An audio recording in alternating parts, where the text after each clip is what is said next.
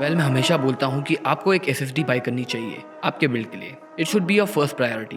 आपको PC build करनी है, भले से आप एक छोटा सा 128 GB का SSD ले लो, बट HDD पर अपना ऑपरेटिंग सिस्टम कभी इंस्टॉल मत करो। You will actually regret it.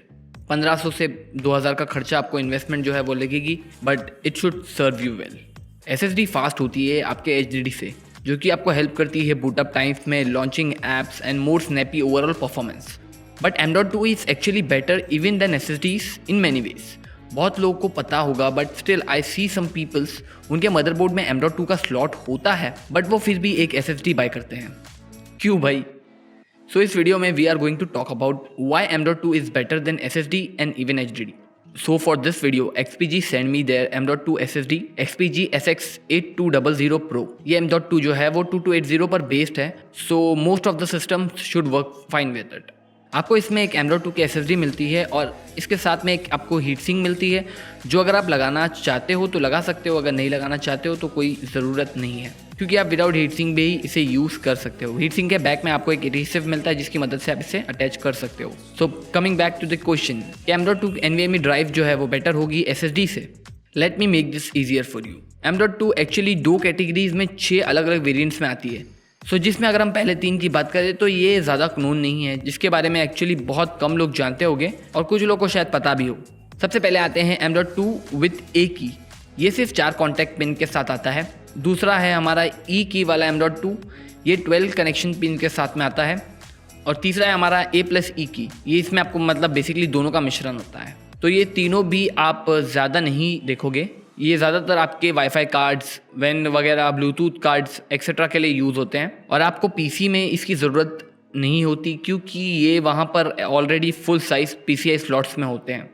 और लैपटॉप में भी आजकल देखने नहीं मिलते, पहले देखने मिलते थे जहाँ पर आपको वाईफाई अलग से लगाना पड़ता था, लेकिन आपको आजकल वाईफाई कार्ड वगैरह अलग से लगाना नहीं पड़ता, ये ऑनबोर्ड ही आपको मिल जाते हैं। इसलिए कंपनीज़ ने इन्हें बनाना बंद कर दिया है। बेसिकली बहुत कम लोग हैं जो अभी इसे बनाते हैं। इससे बेसिकली जो लैपटॉप वगैरह की साइज़ है वो काफ़ी स्लिम हो जाती है अगर ये ना यूज़ करें तो। अगर इसे यूज़ करते हैं तो थोड़ा फैट हो जाता है लैपटॉप, और कॉस्टिंग भी थोड़ी कम हो जाती है। इस वजह से इतनी ज़्यादा मैन्युफैक्चरिंग अभी इसकी नहीं होती, और ये यूजुअली PCI X2 बेस्ड होते हैं। लेकिन उसका भी एक फ़ायदा है, अगर आपने काफ़ी बार इंटरनेट पे देखा होगा कि लैपटॉप में एक्सटर्नल GPU लगाते हैं, वो इसी PCI X2 की जो है स्लॉट्स के ज़रिए से लगाते हैं। बट ये जो PCI X2 बेस्ड स्लॉट्स होते हैं ये काफ़ी स्लो होते हैं, क्योंकि अपने जो PC में होते हैं वो PCI X16 के स्लॉट्स होते हैं, तो वो काफ़ी ज़्यादा फास्ट होते हैं कंपेयर टू दिस। अब आते हैं दूसरी कैटेगरी पर, जो कि यूजुअली स्टोरेज डिवाइसेस के लिए यूज़ करते हैं लोग। इसमें भी 3 वेरिएंट है। पहला है आपका B की, जो कि आपको 6 कॉन्टैक्ट पिन के साथ आता है। दूसरा है आपका M की, जो कि 5 कॉन्टैक्ट पिन के साथ आता है। और तीसरा इन दोनों का मिश्रण बेसिकली M+B की। लेकिन अभी भी आप कंफ्यूज हो गए कि आपको कौन सी लेनी चाहिए। तो सबसे पहली बात ये होगी कि हर एक स्लॉट में हर एक कार्ड फिट नहीं होगा, तो अगर आप गलत लेते भी हो तो आपको ऑलरेडी मालूम पड़ जाएगा और आपके अपने सिस्टम को हार्म नहीं करोगे। सो बाय करने से पहले आप एक बार अपने हार्डवेयर चेक कर लेना कि कौन सा स्लॉट एक्चुअली आपके हार्डवेयर में है। टू सिंप्लीफाई थिंग्स, यूजुअली सबसे ज़्यादा जो हार्डवेयर आजकल जो मिल रहे हैं आपको, वो की M के साथ में मिल रहे हैं, क्योंकि they are actually new in the game. और चांसेस है आपके पास जो PC है या लैपटॉप है उसमें आपको की M ही होगी। Most of the new hardware में आपको M की का इंटरफेस ही देखने मिलेगा। अब M.2 में अलग अलग तरीके के मेमोरी इंटरफेस भी आते हैं, जैसे कि अगर आप इधर देखो तो आपको इधर 2 तरीके की मेमोरी इंटरफेस देखने मिलती है, जो कि आपकी पहली होगी NVMe ड्राइव और दूसरी आपकी होगी AHCI ड्राइव। AHCI बोले तो एडवांस होस्ट कंट्रोलर इंटरफेस। सो अगर जनरली बोलूँ तो NVMe न्यू है और काफ़ी रिलायबल है कंपेयर टू AHCI ड्राइव। तो AHCI ड्राइव को आप भूल जाओ, मैंने बस ये एक नॉलेज के लिए शेयर किया, सो इग्नोर दैट। अब NVMe M.2 जो है वो SATA बेस भी होती है, तो हमारे पास अभी अवेलेबल नहीं, तो हम उसके बारे में बात नहीं कर रहे हैं। सो ये जो हमारे पास है इधर XPG की SSD, ये एक NVMe SSD है। सो अब हम इसे टेस्ट करते हैं। सो इसको टेस्ट करने के लिए we have use LattePanda Alpha. ये एक्चुअली 2 M.2 स्लॉट्स के साथ में आते हैं, इस वजह से मैंने इसे ही चूज़ किया हुआ है। और मेरे लैपटॉप में इधर आपको सिर्फ सिंगल स्लॉट ही देखने मिलता है यहाँ पर, लेकिन 2 अलग अलग तरीके के स्लॉट्स हैं। एक यहाँ पर है M.2 का M की, और दूसरा है यहाँ पर M.2 की E की। सो ये दोनों बहुत ही डिफरेंट है। बेसिकली जैसे मैंने आपको पहले बताया था, एक वाईफाई वगैरह के लिए यूज़ होती है, आपके कनेक्शन वगैरह के यूज़ होती है, एक स्टोरेज के लिए यूज़ होती है। तो यहाँ पर आप GPU वगैरह भी लगा सकते हो अगर आप चाहो तो। बाकी जो दूसरी M की है वो स्टोरेज के लिए है, which can support up to 1 TB। So ये सपोर्ट करेगी।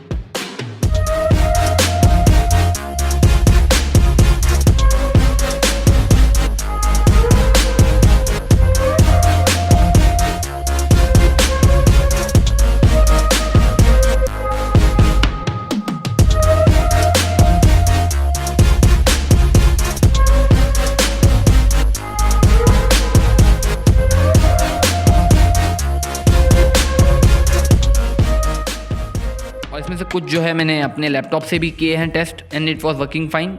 सो रिजल्ट्स की तरफ चलते हैं। सो जो पहला टेस्ट किया मैंने वो एक 60 GB की डेटा ट्रांसफ़र करी मैंने।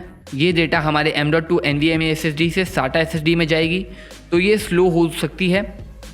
सो this whole process took around 6 minute 7 seconds to complete. यहाँ पर बॉटल नेक हमारी SATA SSD की राइट स्पीड है, क्योंकि राइट स्पीड यूजुअली स्लो होती है रीड स्पीड से। अब यही टेस्ट को हम उल्टा करते हैं। अभी हम यहाँ पर SATA SSD के अंदर की डेटा को ले करके जो है वो NVMe में डालेंगे। In theory this should be faster.